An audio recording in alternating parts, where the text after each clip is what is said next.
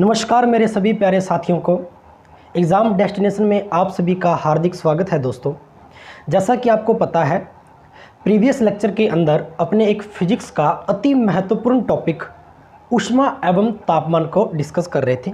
इसके बारे में अपने कुछ महत्वपूर्ण जानकारियां प्राप्त कर ली थी। दोस्तों, आज अपने करने लग रहे हैं ऊष्मा और तापमान का भाग नंबर 2, मतलब हीट एंड टेम्परेट पार्ट 2। ठीक है प्यारे साथियों, आज आशा करता हूं कि इस चैप्टर को आज अपने ख़त्म करेंगे। इसके बाद में प्रयास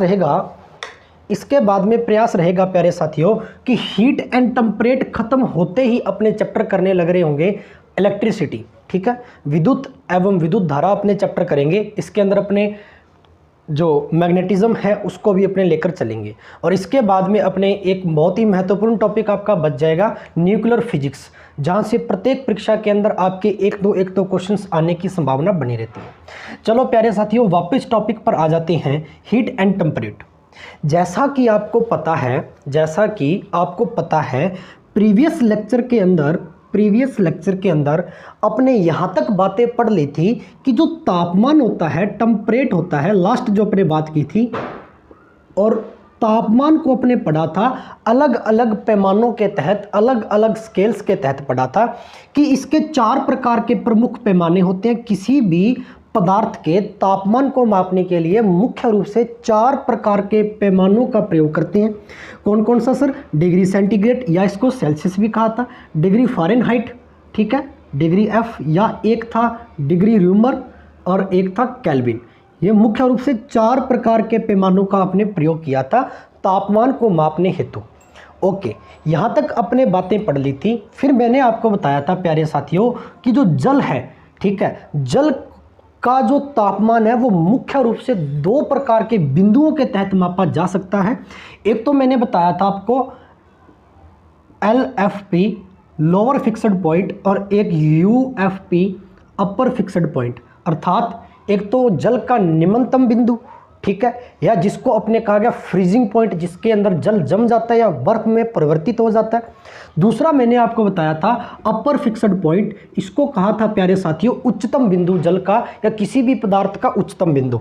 ऐसे करके अपने एक टेबल के माध्यम से कुछ मान पढ़े थे, ठीक है, कि सेल्सियस के अंदर कहाँ उच्चतम होगा, कहाँ न्यूनतम होगा, फ़ारेनहाइट के अंदर कहाँ उच्चतम होगा, कहाँ न्यूनतम होगा, ऐसे ही केल्विन के अंदर और ऐसे ही र्यूमर के अंदर।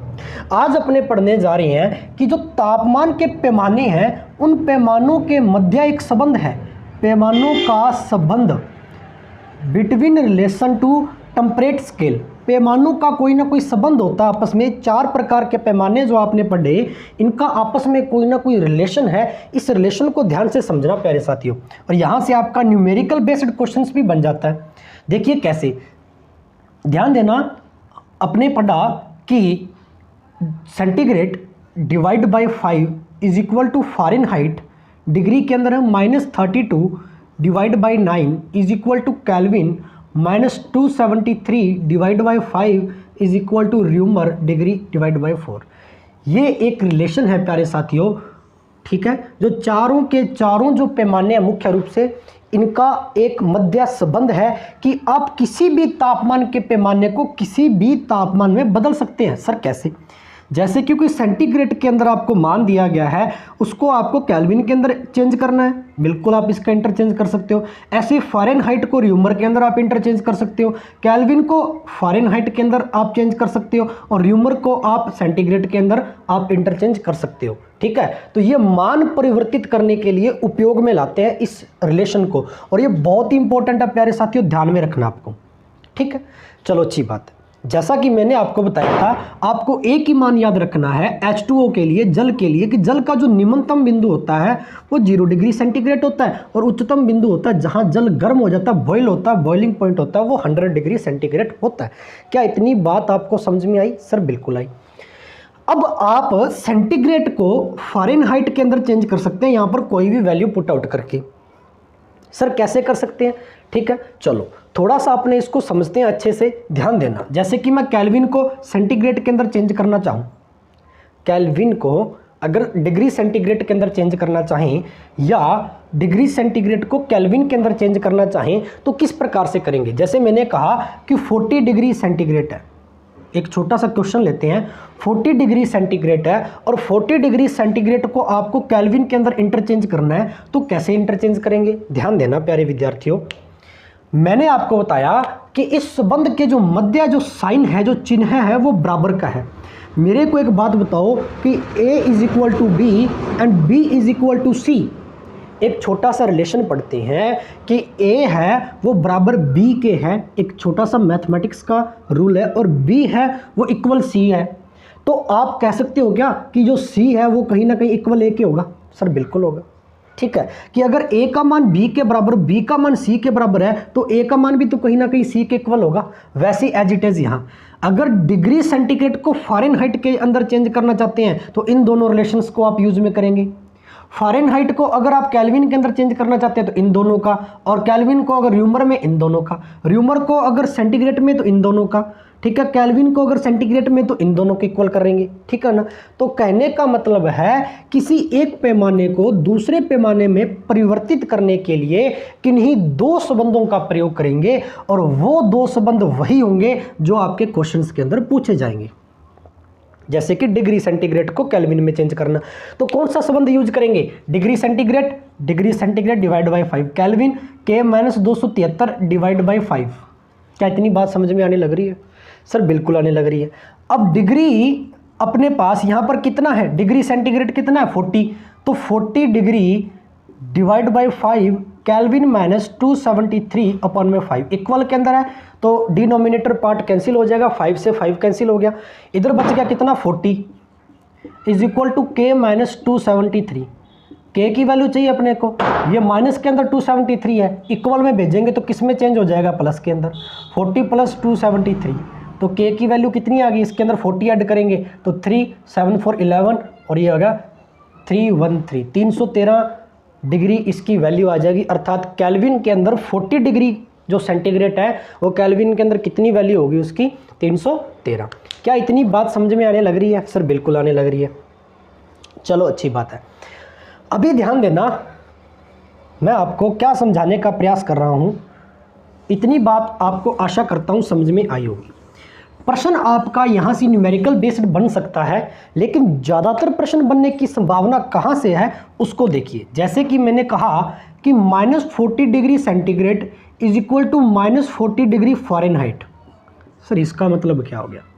मोस्ट इंपॉर्टेंट, इसका मतलब ये हो गया प्यारे साथियों कि -40 डिग्री एक ऐसा मान है जिस पर सेंटीग्रेड और फ़ारेनहाइट ये दोनों ही पैमाने बराबर रहते हैं। अर्थात -40 डिग्री सेंटीग्रेड पर -40 डिग्री सेंटीग्रेड पर -40 डिग्री फ़ारेनहाइट इक्वल होगा। अगर आप -40 डिग्री सेंटीग्रेड की वैल्यू फ़ारेनहाइट के अंदर फाइंड करेंगे तो फ़ारेनहाइट की वैल्यू भी कितनी आएगी? -40 डिग्री फ़ारेनहाइट आएगी। क्या इतनी बात समझ में आई? तो बहुत बार प्रश्न परीक्षा के अंदर पूछा जाता है कि ऐसा मान जिस पर सेल्सियस व फ़ारेनहाइट पैमाना एक दूसरे के समान होते हैं या एक दूसरे के बराबर रहते हैं, तो वो मान कौन सा है प्यारे बच्चों? -40 डिग्री है।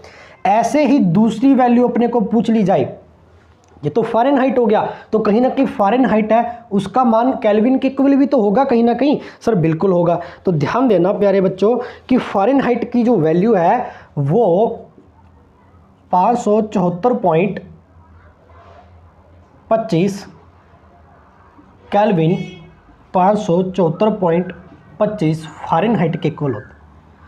अर्थात कि फ़ारेनहाइट 574.25 जो वैल्यू होगी डिग्री के अंदर, वो केल्विन के अंदर 574.25 ही होगी।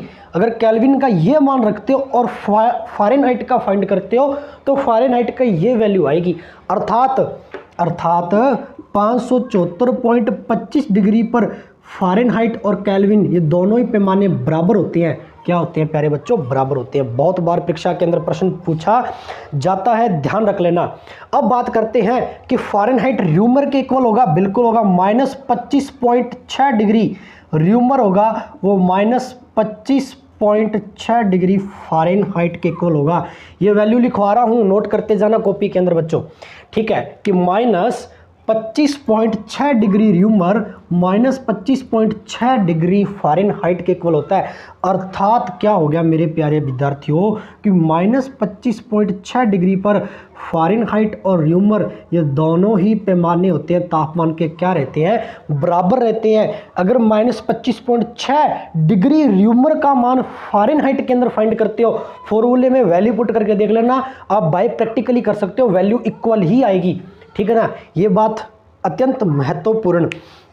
अब एक मान और भी होता है जो बहुत बार परीक्षा के अंदर पूछा था, -0 डिग्री सेंटीग्रेड है, वो -0 डिग्री र्यूमर के इक्वल होता है। ये भी बहुत इंपॉर्टेंट है, ठीक है ना, कि अगर centigrade, Celsius degree, rumour degree, ये दोनों ही पैमाने कब एक दूसरे के इक्वल होते हैं, -0 डिग्री पर इक्वल होते हैं। ध्यान कर लेना, -0 डिग्री पर इक्वल होते हैं। आप इस पूरे के पूरे आंकड़ों को नोट कर लीजिए, बहुत ही महत्वपूर्ण आंकड़े हैं मेरे प्यारे दोस्तों, बहुत ही महत्वपूर्ण। यहाँ से आपका एक वन लाइनर क्वेश्चन फिजिक्स के अंदर बनने की पूरी संभावना बनी रहती है। क्या इतनी बात समझ में आई? सर बिल्कुल आई। चलो इसके बाद में अपने समझते हैं एक छोटा सा टॉपिक, बहुत ही इंपॉर्टेंट है, ध्यान देना।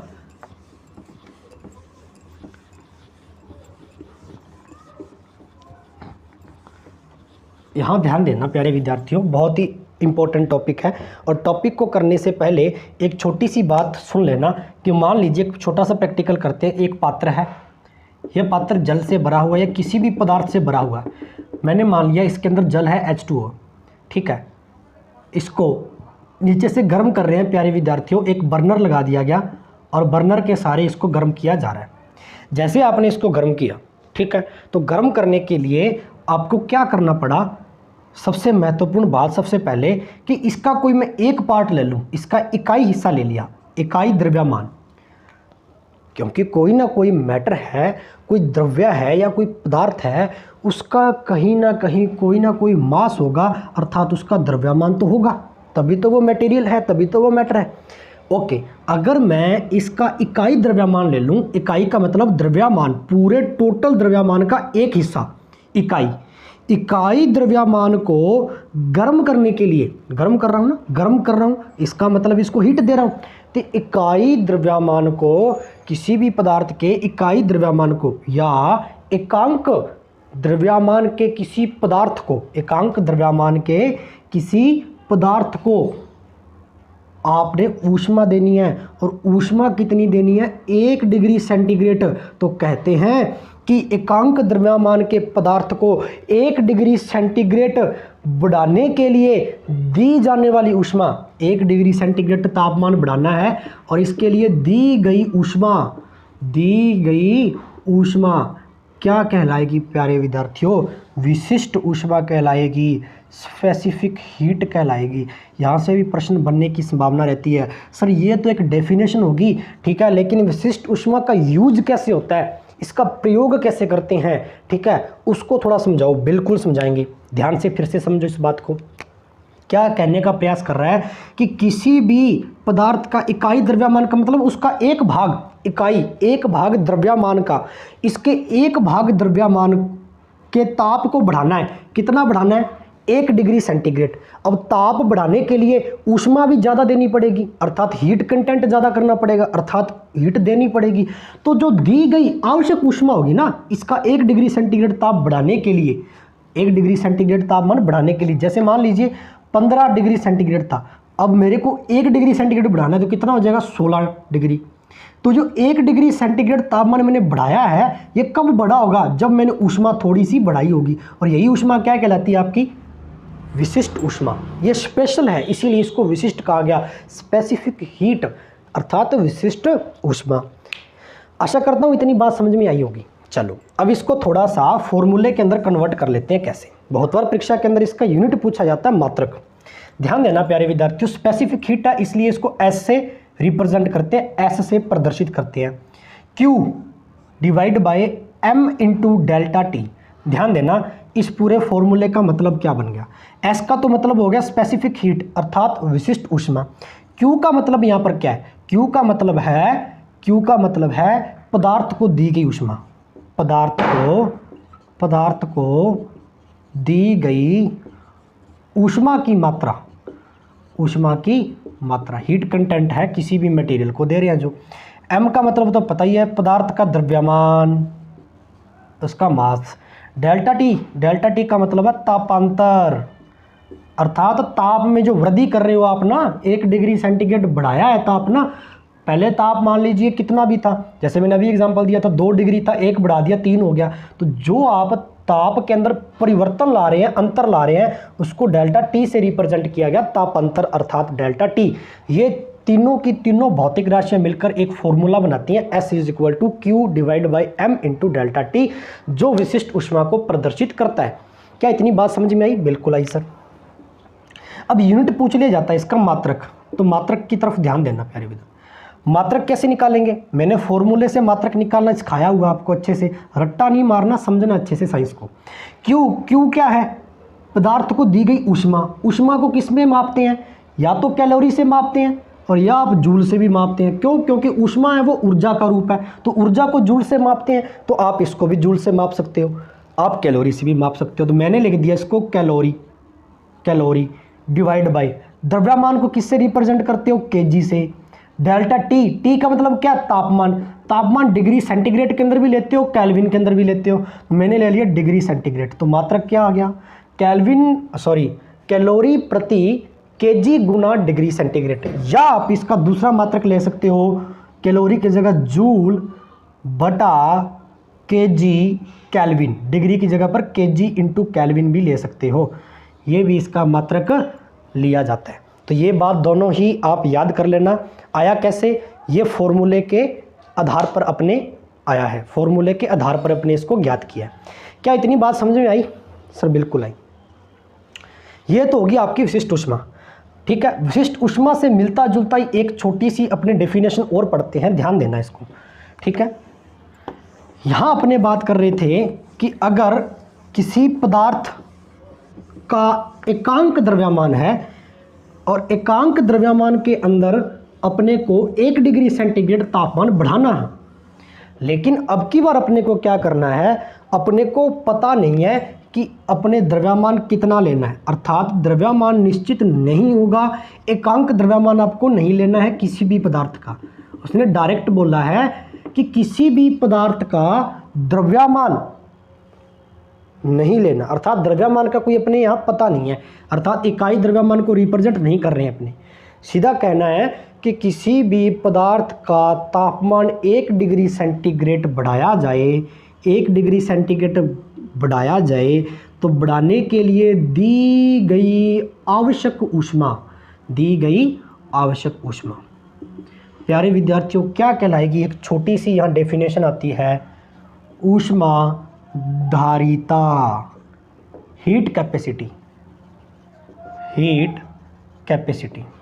एक छोटी सी बात और आपको बता देता हूँ, विशिष्ट ऊष्मा से संबंधित बात बता देता हूँ। विशिष्ट ऊष्मा से संबंधित आपको पता है सर्वाधिक विशिष्ट ऊष्मा जल की होती है, H2O। जल की विशिष्ट ऊष्मा 1.0 या 1 कह सकते हो आप, 1.0 वही कैलोरी पर केजी डिग्री सेंटीग्रेड होती है, ध्यान देना। इसीलिए क्या होता है आपको पता है कि जल को आपने किसी पात्र में रख दिया, अब आप इसको गर्म करते हैं। क्या ऐसा हुआ कि किसी भी पात्र के अंदर जल भरा और आपने गर्म किया, तो जैसे ही गर्म किया, जैसे ही आपने उसको हीट दी, वो तुरंत गर्म हो गया? कैसा हुआ? नहीं हुआ। तुरंत कभी भी गर्म नहीं होता। बेसिक एग्जांपल है, धीरे धीरे ही जल गर्म होता है, ठीक है, काफ़ी समय लेता है, धीरे धीरे गर्म होता है। अब उस गर्म जल को आपने ताप से अलग कर दिया, अर्थात हीट से अलग कर दिया ठंडा करने के लिए। जैसे ही उस गर्म जल को नीचे उतारा और ठंडा करना आपने चालू कर दिया, क्या जैसे ही आपने ठंडा करना प्रारंभ किया तो अचानक से ठंडा हो गया? नहीं, धीरे धीरे ही क्या हुआ, वो ठंडा हुआ।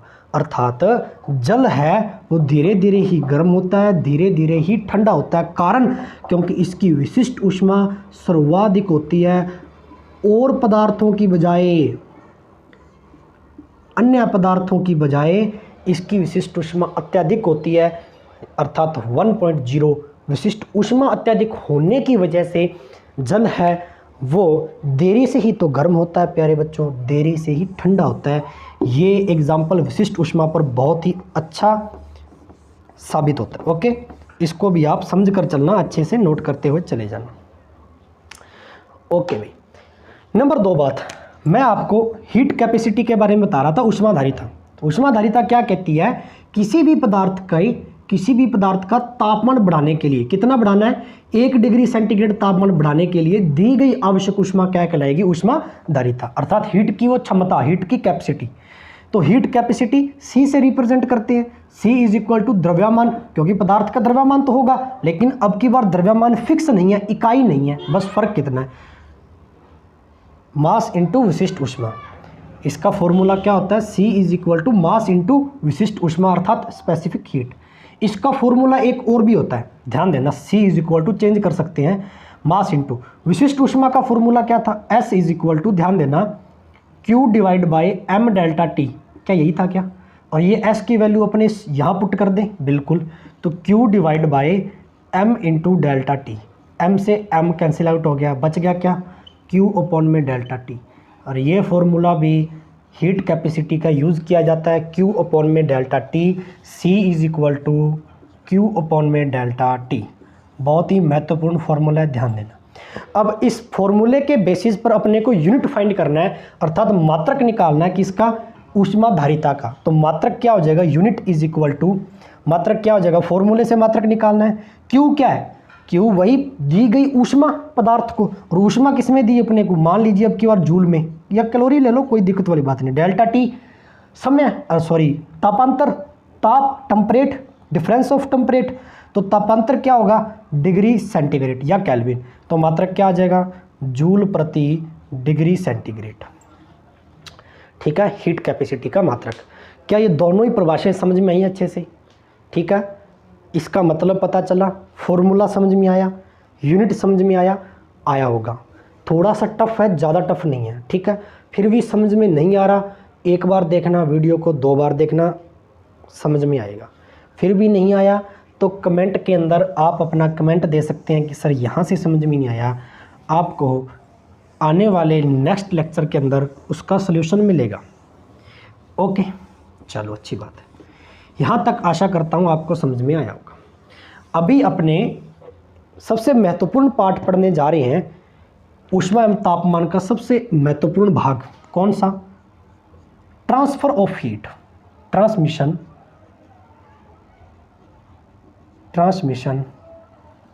ऑफ हीट, अर्थात ऊष्मा का संचरण,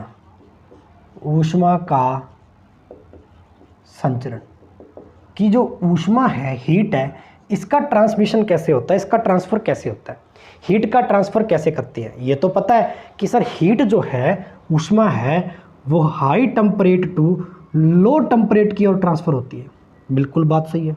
जैसे कि अपने एग्जाम्पल पढ़ा था, रेफ्रिजरेटर एसी का एग्जाम्पल पढ़ा था, और भी बहुत सारे उदाहरण बताए थे कि जो ऊष्मा है वो उच्च ताप से निम्न ताप की ओर फ्लो करेगी या प्रवाहित होगी, बिल्कुल राइट बात। अब ऊष्मा का संचरण होगा high temperate to low temperate, लेकिन कौन कौन सी विधियों के सहारे होगा, कौन कौन से मोड हैं या कौन कौन से मेथड हैं, कौन कौन से मोड हैं, ठीक है ना। तो ये मोड पढ़ते हैं अपने, या अपने मेथड्स पढ़ते हैं, विधियां पढ़ते हैं ऊष्मा संचरण की। तो ऊष्मा संचरण की या ऊष्मा को एक स्थान से दूसरे स्थान तक स्थानांतरित करने के लिए मुख्य रूप से 3 विधियां उपयोग में आती हैं। कौन कौन सी, ध्यान देना। सबसे पहले चालन को कहते हैं कंडक्शन।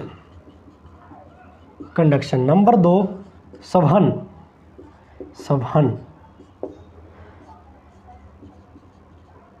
कन्वेक्शन या कन्वेंशन, ठीक है। नंबर 3 विकिरण, रेडिएशन, ठीक है। ये मुख्य रूप से 3 प्रकार की विधियां आती हैं प्यारे बच्चों, ठीक है, जिसके सहारे ऊष्मा का एक स्थान से दूसरे स्थान तक क्या होता है, ट्रांसफ़र होता है, संचरण होता है। चलो विधियां पढ़ ली, चालन, संवहन और विकिरण। लेकिन सर इसके अंदर ऊष्मा का संचरण होता कैसे कैसे है, इसको अपने ध्यान से समझना है। आइए अपने एक छोटे से एग्जाम्पल के द्वारा समझते हैं, ठीक है। एक छोटे से एग्जाम्पल के तहत मैं आपको समझाने का प्रयास करूंगा, अच्छे से समझने का प्रयास करना आप भी, ठीक है, बिल्कुल। जैसे मान लीजिए एक छोटा सा डायग्राम है, ये लकड़ी है प्यारे बच्चों, और एक लकड़ी यहाँ पड़ी है ऐसे, ठीक है, ध्यान से समझना। ये दो लकड़ियाँ हैं, इसको जलाया जाता है। अब जलाएंगे तो इसमें से आग निकलेगी कुछ इस प्रकार से। एक छोटा सा एग्जांपल ले रहे हैं, इस लकड़ियों को जलाया, ये एक ईंधन का काम करेंगी, अर्थात आग निकलेगी। अब जैसे ही आग निकली, आपने यहाँ क्या किया, अपना हाथ रखा, और हाथ रखा ऐसे, जब सर्दियों के अंदर आग जलाते हैं और हाथ ऐसे अपने तपाते हैं ना, ताकि अपने को हीट मिले और ठंड कम लगे। तो अब यहाँ से क्या हुआ, हीट जो थी वो ऐसे ऐसे जा रही थी, और कुछ समय हाथ आग के थोड़ा ऊपर रखने के बाद में गर्म हो गया। क्यों? Question mark. ऐसा ही क्यों हुआ? नंबर दो बात, आपने आयरन की एक रोड ली, आयरन का मतलब लोहे की, एक लोहे की रोड ली, और इसको आपने हाथ से पकड़ा, ऐसे करके हाथ से पकड़ा, ठीक है। इस आयरन की रोड को आपने पकड़ रखा है, और आपने आयरन की रोड को आग के ऊपर रख दिया। कुछ समय बाद आग के अंदर क्या हुआ, जैसे ही आपने रोड इस आग के अंदर रखी, आयरन की छड़ आपने आग के अंदर रखी, तो छड़ का ये हिस्सा गर्म होना चाहिए था, क्योंकि इस हिस्से को रखा, लेकिन धीरे धीरे हीट आती आती यहाँ आ गई, और आपके हाथ को भी गर्मी महसूस होने लगी, इसीलिए लाल कलर की होगी रोड। ऐसा ही क्यों हुआ? हीट यहाँ से वहाँ क्यों गई? ठीक है, हीट का ट्रांसफ़र है, संचरण है, वो किस विधि के द्वारा यहाँ गया। तीसरा एग्जाम्पल है कि यहाँ भी आपने कोई एक पदार्थ रखा, या कोई भी धातु की शील्ड रख दी, या अपना हाथ मान लीजिए, अपना हाथ यहाँ रखा दूर, तो जैसे ही दूर रखा, ठीक है, पहले तो ऊपर रखा था, अब साइड में रख रहे हैं ऐसे, तो कुछ समय के पश्चात ये शील्ड या ये मेटल जो था, ये धातु था, ये भी गर्म हो गया। ऐसा ही क्यों हुआ? 3 प्रकार के एग्जाम्पल आपके सामने दिए गए हैं प्यारे विद्यार्थियों, 3 प्रकार के एग्जाम्पल आपके सामने दिए गए हैं कि ऐसा ऐसा करके क्यों हुआ।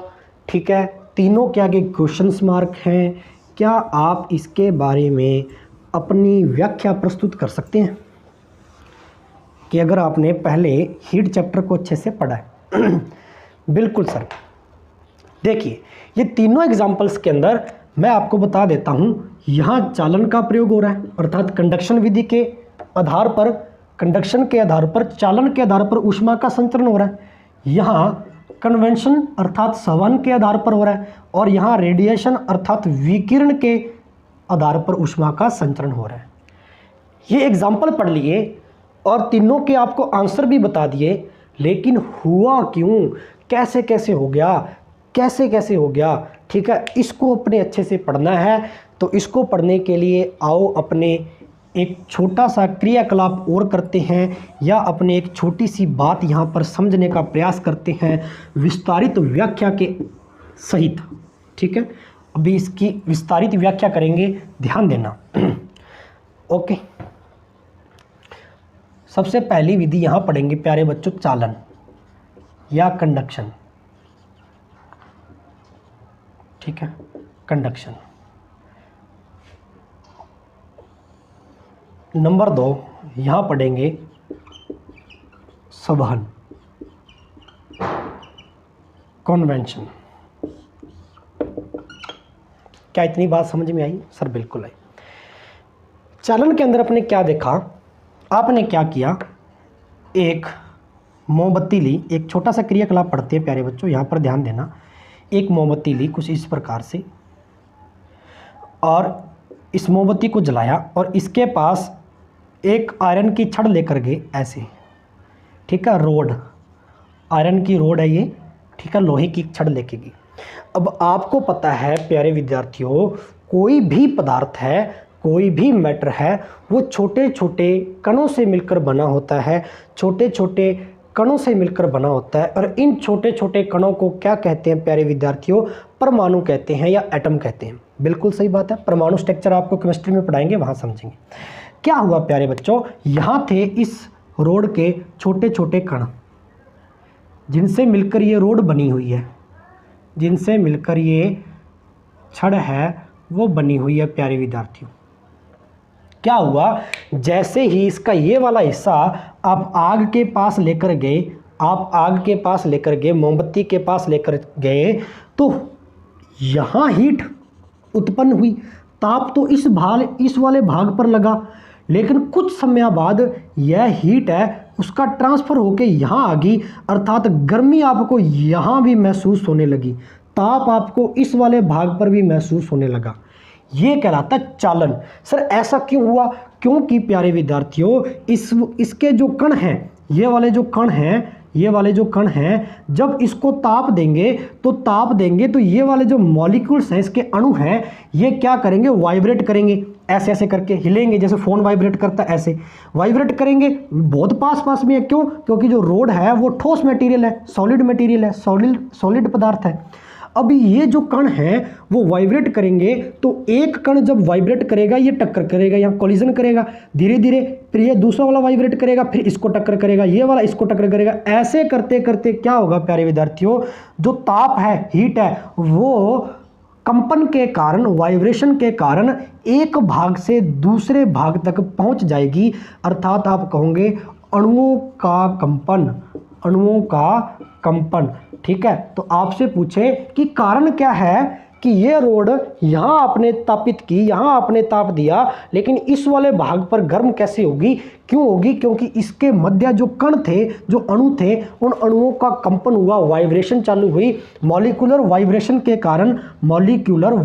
के कारण ये हीट है वो यहाँ से यहाँ ट्रांसफ़र होगी और रोड का जो ये वाला भाग है, ठीक है, जो पीछे वाला भाग है वो अपने को गर्म महसूस होने लगा। ठीक है, ऐसी विधि क्या कहलाती है प्यारे विद्यार्थियों? ऊष्मा संचरण की चालन विधि कहलाती है। क्या कहलाती है? कंडक्शन मेथड कहलाती है।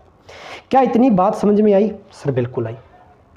ठीक है, अब इसके अंदर क्या होगा, वो नियम तो लागू हो ही रहा है कि यहाँ तापमान ज़्यादा था तो उच्च ताप से निम्न ताप की ओर हीट ट्रांसफर हो गई, लेकिन इसके अंदर जो अणु थे या कण थे उनका स्थान परिवर्तित नहीं हुआ। क्या ऐसा हुआ कि यहाँ का जो मटेरियल था, यहाँ वाला जो पदार्थ का मैटर है, ये वाला जो मैटर है, ये पिघला, ठीक है, क्या हो गया? गलनांक हुआ, मेल्ट हुआ, पिघल कर मेल्ट होकर ये वाला फ्लो करके यहाँ आ गया। कैसा हुआ? क्या नहीं, ये वाला जो भाग है वो मेल्ट नहीं हुआ, बल्कि इसके अंदर वाले जो मॉलिक्यूल्स हैं वो वाइब्रेट हुए और वाइब्रेट के कारण मोशन करने लगे और जिसकी वजह से हीट को यहाँ से यहाँ लेकर आगे ट्रांसफ़र करवा दिया। ठीक है, अर्थात इसके अंदर जो मैटर है इसका फ्लो नहीं होता, अर्थात कण हैं उनका प्रवाह नहीं होता। ठीक है, इसीलिए चालन विधि है। इसी विधि के अंदर ठोस मटेरियल्स के अंदर सॉलिड जो पदार्थ हैं, ठोस पदार्थ हैं, इनके अंदर ऊष्मा का जो संचरण है वो किस विधि के आधार पर होता है? चालन के आधार पर होता है। ऐसा नहीं है गैसेज और लिक्विड का नहीं होता, गैसेज का भी होता है, गैसेज और लिक्विड, अर्थात गैस और द्रव, इन दोनों का भी होता है। इन दोनों का संचरण भी इस विधि के द्वारा हो सकता है, लेकिन बहुत ही कम मात्रा के अंदर। क्यों? क्योंकि गैस के जो कण हैं वो बहुत दूर अवस्था में पाए जाते हैं, बहुत विरल होते हैं। अब ये कंपन करेंगे तो ज़्यादा दूरी पर है तो ये टकराएगा कैसे? इस पर ताप बहुत ज़्यादा होगा गैस का, जिस वजह से ये थोड़ा कंपन करेंगे और कंपन करेंगे तो आपस में थोड़ा टकराएंगे, जिस वजह से ऊष्मा का संचरण होगा। इसीलिए अधिकतम जो संचरण होता है वो ठोस के अंदर चालन विधि के द्वारा होता है, गैसेस और लिक्विड के अंदर थोड़ा सा नामात्र का होता है। ठीक है, इसीलिए परीक्षा के अंदर डायरेक्ट प्रश्न पूछ लिया जाता है कि जो सॉलिड है अर्थात जो ठोस है, इसके अंदर ऊष्मा का संचरण या ट्रांसफर किस विधि के द्वारा होता है? चालन के द्वारा। आशा करता हूँ ये आपको समझ में आई होगी। अब समझते हैं संवहन, कन्वेंशंस। संवहन कैसे होता है भाई? संवहन को समझने के लिए एक छोटा सा एग्जांपल देता हूँ। ये है जी कप, चाय वाला कप, ऐसा ही होता है क्या? ये चाय वाला कप, इसके अंदर चाय भरी हुई चाय, और चाय है पूरी हॉट अर्थात गर्म, चाय गर्म है। अब हुआ क्या, जैसे ही चाय को आपने यहाँ रखा, रखने के बाद कुछ समय बाद ये ठंडी हो गई। ऐसा क्यों हुआ सर? ऐसा इसीलिए हुआ प्यारे विद्यार्थियों, क्योंकि इसके अंदर का जो गर्म मटेरियल था, जो गर्म पदार्थ था, उसने क्या किया, मान लो ये ऊपर वाले भाग है, ऊपर वाले भाग है इसके, चाय का ऊपर वाला भाग वातावरण, वातावरण की ये पहली परत है, अर्थात इसकी ऊपर वाली लेयर है जो बिल्कुल कप के ऊपरी वाले भाग पर है, ये थोड़ी दूर वाली लेयर है, और ये परत थोड़ी और दूर है, ये परत थोड़ी और दूर है, ऐसे करके वातावरण की परतें हैं, अर्थात अपने इसको लेयर के अंदर डिवाइड कर लेते हैं। जो कप के बिल्कुल ऊपर वाला वातावरण है, ये वाला जो भाग है, इसके अंदर तापमान क्या होगा प्यारे बच्चों, ज़्यादा होगा। तो मैंने आपको एक बात बताई थी कि जिस वातावरण के अंदर कणों का तापमान ज़्यादा होगा, प्रकाश चैप्टर के अंदर मैंने मिराज एक छोटी सी घटना पढ़ाई थी, मृग मरीचिका, उसके अंदर बताया था कि वातावरण के जो कण हैं, मॉलिक्यूल्स हैं, अगर उनका टेम्परेट ज़्यादा होगा तो घनत्व, डेंसिटी, यहाँ आप डेंसिटी को बाहर से डोनेट कर सकते हो, डेंसिटी क्या हो जाएगी, कम हो जाएगी। जहाँ तापमान ज़्यादा होगा वहाँ उस पदार्थ का घनत्व क्या हो जाएगा, कम हो जाएगा। अब घनत्व कम हो गया, तापमान यहाँ ज़्यादा था और डेंसिटी क्या होगी प्यारे विद्यार्थियों, कम होगी। अब इस वाली परत की डेंसिटी कम होगी, अर्थात इसके जो कण थे उन कणों का भार कम हो गया, कण धीरे धीरे फूटने लगे क्योंकि तापमान ज़्यादा था। अब भार कम हो गया यहाँ वाले कणों का, तो ये हल्के हो गए, और कोई हल्की चीज़ होती है प्यारे विद्यार्थियों, वो ऊपर जाती है नीचे, आप कहेंगे सर ऊपर। हल्के होकर कण क्या करेंगे, ऊपर की ओर गति करेंगे। अब यहाँ वाली जो लेयर है, यहाँ वाले जो कण हैं, इनका तो यहाँ तापमान ज़्यादा है नहीं, कप से जितनी दूर जाएंगे तापमान उतने कम होगा, ठीक है। तो यहाँ तो तापमान कम है नहीं, मतलब यहाँ जो तापमान है वो बिल्कुल नगण्य है, जीरो है। अब तापमान कम नहीं है तो यहाँ डेंसिटी पर कोई प्रभाव नहीं पड़ेगा, अर्थात इसके मुकाबले ये वाले जो कण हैं वो भारी होंगे, अर्थात डेंसिटी ज़्यादा होगी, और भारे हैं इसीलिए ये वाले क्या हो जाएंगे, कण नीचे आ जाएंगे, ठीक है। ये ठंडे हैं ना, ठंडे होकर क्या हो जाएंगे, नीचे आ जाएंगे। ये गर्म है, हल्के होकर क्या चले जाएंगे, वापस ऊपर। ये वाले लेयर के कण ठंडे हैं, ये भारी होकर नीचे, और नीचे आएंगे तो चाय को क्या कर देंगे, ठंडा कर देंगे, अर्थात ठंडे कण नीचे आ रहे हैं, भारी कण नीचे आ रहे हैं, ठीक है। तो ये जो प्रोसेस है कि तापमान बढ़ा और घनत्व घटा, ऊपर वाले कण भारी हैं वो नीचे आ रहे हैं, और गर्म होकर कण हल्के हैं वो ऊपर जा रहे हैं। ये जो परिवर्तन हो रहा है ऊष्मा का, ऊपर नीचे, इसी को कहते हैं ऊष्मा संचरण की दूसरी विधि, जिसको संवहन कहते हैं या कन्वेंशन कहते हैं। क्या इतनी बात समझ में आई? क्या इतनी बात आपको समझ में आई? ठीक है सर, बिल्कुल आई, कंप्लीट। अभी अब इसके अंदर क्या मैटर का फ्लो हो रहा है, क्या पदार्थ प्रवाहित हो रहा है क्या? बिल्कुल मैटर का फ्लो हो रहा है सर। ये वाला जो चाय का जो मैटर था वो ऊपर जा रहा था गर्म होकर, और वातावरण का जो मैटर था वो नीचे आ रहा था। तो मैटर का फ्लो हो रहा है ना, ये देखो मटेरियल ऊपर नीचे जा रहा है ऐसे, इसमें मटेरियल का फ्लो संभव है। और ये जो विधि है ऊष्मा संचरण की, वो किस पर लागू होती है? तरल, क्योंकि चाय क्या थी, लिक्विड थी, और गैसेस, दोनों पर ही लागू होती है। क्या इतनी बात समझ में आई? तरल, लिक्विड और गैसेस के लिए इस विधि के द्वारा ऊष्मा का संचरण होता है, ठीक है ना, समझ में आई? अब मुख्य बात क्या होगी कि कण गर्म होकर संवहन धाराओं के द्वारा, इसके अंदर क्या होती है, संवहन धाराएं होती हैं ऊपर वातावरण के अंदर, अर्थात तरल के अंदर संवहन धाराएं होती हैं। उन धाराओं का आदान प्रदान अर्थात मैटर फ्लो के कारण कौन सी विधि उत्पन्न होती है? यहाँ पर संवहन होता है, अर्थात ऊष्मा का संचरण होता है इस विधि द्वारा। क्या इतनी बात समझ में आने लग रही है? आशा करता हूँ समझ में आई होगी, ठीक है। अब ऊष्मा संचरण की तीसरी विधि, जिसको विकिरण कहा गया है, और ये विकिरण तो बहुत ही आसान है, बहुत ही इजी है, बस थोड़ा सा समझना अच्छे से। कैसे सर? तीसरी विधि विकिरण, विकिरण या इसको कहते हैं रेडिएशन। रेडिएशन प्यारे बच्चों, रेडिएशन का मतलब आपको समझ गए, किरण, किरण या प्रकाश की कोई किरण या तरंग, ठीक है। विकिरण जैसे मान लीजिए सूर्य है, सन, और ये अर्थ है, अर्थ। सूर्य से प्रकाश पृथ्वी पर आता है प्यारे बच्चों, और जब धूप निकलती है, प्रकाश आता है पृथ्वी पर, तो आपको पता है पृथ्वी की जो सतह है, अर्थ है जो, इसकी सतह है, कुछ समय बाद में गर्म हो जाती है। ऐसा क्यों हुआ? विकिरण के द्वारा ऊष्मा का एक स्थान से दूसरे स्थान तक क्या हुआ? स्थानांतरण हुआ, अर्थात ट्रांसफर हुआ। फिर से समझो, सूर्य के द्वारा, सबसे अच्छा उदाहरण बता रहा हूँ, सूर्य के द्वारा ये जो किरणें हैं वो पृथ्वी पर आपतित होती हैं, तो उस दौरान जो ऊष्मा का संचरण होता है वो किस विधि के आधार पर होता है? विकिरण के आधार पर होता है, रेडिएशन के आधार पर होता है। अब मान लीजिए कोई गर्म पदार्थ है, हॉट बॉडी है, हॉट बॉडी गर्म पदार्थ है, कोई भी गर्म का मतलब इसका तापमान बहुत ज़्यादा होना चाहिए, ठीक है ना, हॉट बॉडी है। अब कोई भी जिसका तापमान जैसे 150 डिग्री सेंटीग्रेड, 200 300 डिग्री सेंटीग्रेड से ऊपर है, ऐसे जो जितने भी गर्म बॉडी हैं, जितने भी गर्म पदार्थ हैं, ये रेडिएशन छोड़ते हैं, अर्थात जो रेडिएशन है वो तरंगों के रूप में, वेव्स के रूप में बाहर आती हैं। और वो वेव्स कौन सी होती हैं? इलेक्ट्रोमैग्नेटिक वेव्स, विद्युत चुंबकीय तरंगें, ठीक है। और विद्युत चुंबकीय तरंगों के द्वारा ये जो किरणें हैं वो किसी एक भाग पर पड़ती हैं। इस हॉट बॉडी से जब ये विकिरणें निकलेंगी, जब ये रेडिएशन निकलेगा वेव्स के रूप में, तो यहाँ आप कोई भी मेटल रख दीजिए, धातु की परत रख दीजिए, कुछ समय बाद ये धातु की परत है वो गर्म हो जाएगी, अर्थात हीट का ट्रांसफ़र है यहाँ से यहाँ हो गया, हीट का जो ट्रांसफ़र है वो यहाँ से यहाँ हो गया। इसीलिए इसको कहते हैं ऊष्मा संचरण की तीसरी विधि, अर्थात विकिरणों या तरंगों के आधार पर अपने ऊष्मा का क्या होना? स्थानांतरण होना, ठीक है। अब इसके अंदर कोई माध्यम की आवश्यकता पड़ी क्या? नहीं, अर्थात इसके अंदर मीडियम की आवश्यकता नहीं पड़ती, मीडियम की जरूरत नहीं होती है इस विधि के अंदर ऊष्मा संचरण करने के लिए, ठीक है ना।